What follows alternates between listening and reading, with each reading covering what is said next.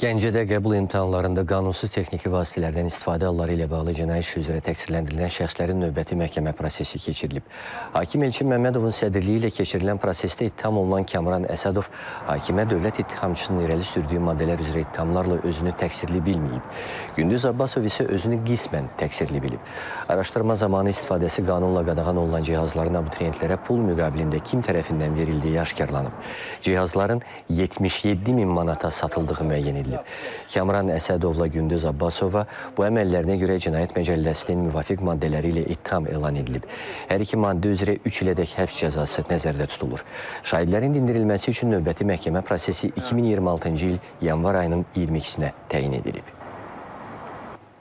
25-ci ildə keçirilmiş buraxılış və qəbul imtahanlarında başqa bir qrupun da bu kimi cinayət əməlləri törətdiyi məlumdur. O da Gəncə şəhər məhkəməsinin icraatında digər hakimdədir. Orada da 3 nəfər təqsirləndirilən şəxs var ki, və ümumilikdə 11 abituriyent var ki, yenə oxşar texniki vasitələrdən istifadə edərək abituriyentlərin imtahan nəticələrinə təsir göstərməyə çalışıblar.